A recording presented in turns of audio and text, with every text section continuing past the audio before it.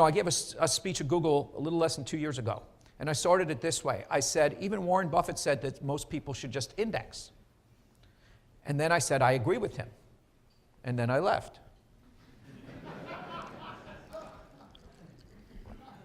But then I said, Warren Buffett doesn't index and neither do I. How come? Okay? And the same type of question I get every year when I'm in class, at least for the last 6 or 7 years, someone raises their hand at Columbia and says, hey, congratulations, Professor Greenblatt, on a nice 37-year career, whatever it's been. Great job, but now there are more hedge fund managers, there's more computers, there's more analysts, there's more ability to crunch numbers, there's plenty of evidence to show that active managers don't really add value over time. More or less the nature of the question is, isn't the party over for us? Beating the market is hard because most people don't know how to properly value a business. Stock prices already reflect what most investors think. So finding hidden opportunities is tough. Many rely on trends or emotions instead of looking at the real value of a company. To do better than the market, you need a unique approach, like spotting undervalued businesses or using a strategy others overlook. Following the crowd usually does not work because it often leads to bad timing, like buying high and selling low. Successful investors think differently and stay focused, even when others doubt them. In the end, as Joel Greenblatt says, beating the market takes both skill and discipline. It's just so much harder now than when you started out. So my students are second-year MBAs, roughly 27 years old on average. And so what I say to them is, okay, I'll tell you what, why don't we go back 20 years when you guys learned how to read? Okay? Let's take a look at the most followed market in the world. That would be the United States. Let's look at the most followed stocks within the most followed market in the world. That would be the S&P 500 stocks. And let's take a look at what's happened since you guys learned how to read 20 years ago. And I tell them, from 1997 to 2000, the S&P 500 doubled. From 2000 to 2002, it halved. From 2002 to 2007, it doubled. From 2007 to 2009, it halved. And from 2009 to today, it's more than tripled, which is my way of telling them that people are still crazy. And also way understating the case, because the S&P 500 is an average of 500 stocks. If you lift up the covers and look at the dispersion going on amongst those 500 stocks between which are in favor at any particular time and which are out of favor, and how often that changes, that doubling, halving of an average of 500 stocks is really smoothing the ride. Under the covers, it's really pretty crazy. So if you believe what Ben Graham said, that this horizontal line is fair value, and this wavy line around that horizontal line are stock prices, and you have a disciplined jelly bean counting way of valuing businesses, and buying them when they're far enough below that horizontal line, and if you're so inclined to sell or sell short stocks when they're above the line, the market's throwing us pitches all the time. Okay?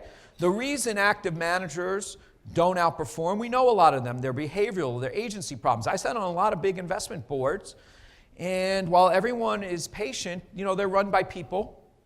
Those people have 3-year benchmarks. And, if someone's in charge of U.S. equities, or they're in charge of real estate, or they're in charge of private equity, or whatever, they have a 3-year benchmark. And I'm not saying the good places throw you out of there when you didn't beat the benchmark. I'm just saying they don't throw you a parade when you didn't beat the benchmark. And there's an agency problem, and it's not going away. Good news for value investors. So when people ask me about, the future of value investing, and that's our definition of value investing, active management in an intelligent way, I tell them that most people, are very, don't know how to value businesses. So if you don't know how to do that, you shouldn't do it. And then I tell them about a book I wrote called The Big Secret. And I always say it's still a big secret because no one bought it. And I tell them a couple studies in that book. One study looked at the best performing, it was done by Morningstar, looked at the best performing mutual fund. I wrote it in 2011. So it looked at the decade 2000 to 2010. The best performing mutual fund, 100% long US equities for that decade, was up 18% per year. The market was flat during the decade, so beating by 18% a year was pretty good.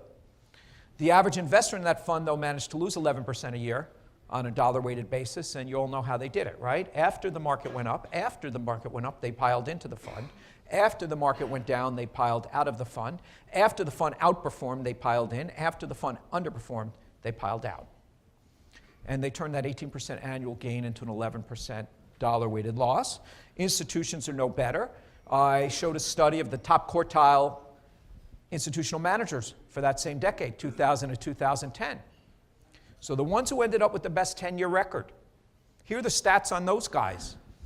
47% of those who ended up with the best 10-year record spent at least 3 of those 10 years in the bottom decile of performance. So 3+ years in the bottom decile. So you know no one stayed with them. 79% spent at least 3+ years in the bottom quartile. And everyone, 97%, spent at least 3 years in the bottom half. So to beat the market, you have to do something different than the market. Your returns are going to zig and zag differently. So even if you were smart enough, okay, you don't know how to value businesses, fine, maybe you're good at picking managers. But even if you were smart enough to pick that manager who's going to end up having the best 10-year record, almost no one stays with him.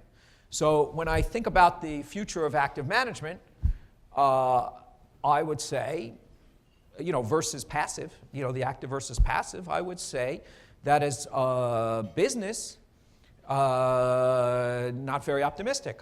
There'll continue to be a move to passive. There'll continue to be, I'm not saying that active won't outperform for the next few years, but then it won't a few years later. So most people won't capture that, and they're starting to catch on to that. So I think there'll continue to be a move to passive. I think there'll still be a fee crunch for active.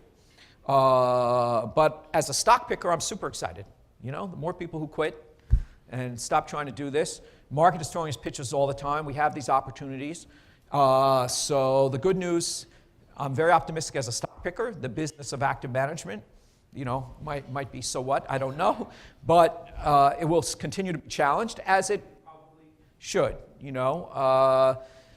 And as always, not everyone can outperform those who are skilled to either value businesses or to find managers and have the discipline. The big secret, by the way, so you don't have to buy the book, not that you could, I can't even give it away. So the big secret is patience, okay? Find a strategy that makes sense to you and have the discipline to stick with it. That's few and far between.